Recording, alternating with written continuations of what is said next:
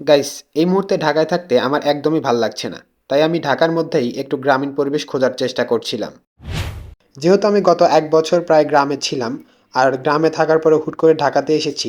আর ঢাকাতে আসার পরে ঢাকার এই পরিবেশটা আমার কাছে কেমন যেন ভালো লাগছিল না। আর অন্যদিকে যেহেতু আমার ভার্সিটি এখন ছুটি হচ্ছে না, তাই আমি এখন ইচ্ছা করলেও গ্রামে যেতে পারছি না। সেজন্যই আমার কাছে এই মুহূর্তে মনে হচ্ছিল যে আমার এখন গ্রাম অথবা প্রাকৃতিক পরিবেশের একটু ভাইব দরকার। মানে এই রকম পরিবেশে থাকলে হয়তো আমার এখন ভালো লাগতে পারে। সেজন্যই আজকে আমি আর আমার ফ্রেন্ড চলে এসেছি শাহাবুদ্দিন পার্কে। তবে এখানে আসার প্ল্যান আমার মোটেই ছিল না। আমার ফ্রেন্ড আমাকে বলল যে চল একটু শাহাবুদ্দিন পার্ক থেকে ঘুরে আসি। ওখানে ঘোরাও হবে, আবার ওখানে আমার কিছু ফ্রেন্ড আসবে, ওদের সঙ্গে দেখাও করে আসি।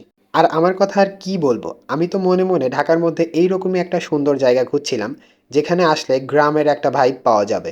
আর বিশ্বাস করেন গাইস, এই জায়গাতে আসার পরে আমার অনেক বেশি ভালো লাগছিল।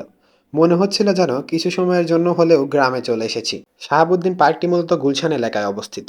মূলত বলতে গেলে ঢাকার অর্থাৎ এই গুলশানের যারা স্থানীয় আছে, তারা সকালবেলায় এই পার্কে এসে জগিং করে।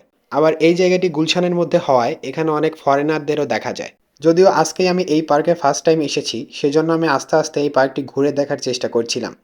যদিও এই পার্কটি এতটা বেশিও বড় না, তবে অনেক সুন্দর। সুন্দর বলছি এই কারণে যে ঢাকার মতো জায়গায় এইরকম একটা পার্কে আসলে অনেক সুন্দর একটা সময় কাটানো যেতে পারে।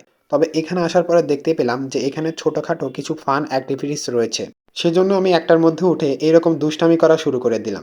যদিও আমি যেটার মধ্যে বসে আছি সেটার নাম জানি না, তারপরেও এখানে বসে এইভাবে দুষ্টামি করতে আমার বেশ ভালোই লাগছিল। তবে আমাকে দেখে আমার ফ্রেন্ডও আমার মতো দুষ্টামি করা শুরু করে দিয়েছে।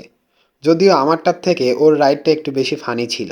এরপর এখান থেকে নেমে আমরা একটু সামনে আগাচ্ছিলাম, আর সামনে আগানোর সময়ই দেখতে পেলাম যে এখানে একটা বাস্কেটবল প্লেগ্রাউন্ড রয়েছে। আর এখানে আসার পরে বুঝতে পারলাম যে এখানে মূলত বাস্কেটবল খেলা শেখানো হয়। আর এখানে যারা বাস্কেটবল খেলা শিখতে এসেছে তাদের প্রায়ই সবাই ছোট মানুষ। আর আমার কাছে এই ব্যাপারটা অনেক বেশি ভালো লাগলো যে ছোট বয়স থেকেই তাদেরকে বাস্কেটবল খেলা শেখানো হচ্ছে। আমি প্রায় অনেকক্ষণ ধরেই এখানে দাঁড়িয়েছিলাম, আর দাঁড়িয়ে দাঁড়িয়ে ওদেরকে কিভাবে বাস্কেটবল খেলা শেখানো হচ্ছে সেটা দেখছিলাম। আজকে এই জায়গাতে এসে প্রায় অনেকক্ষণই ঘুরলাম, আর ঘোরার পরে আমার কাছে বেশ ভালোই লাগছিল। তো যাই হোক, আজকের এই ছোট ভিডিওটি এই পর্যন্তই।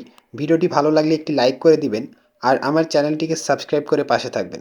ধন্যবাদ সবাইকে। আল্লাহ হাফেজ।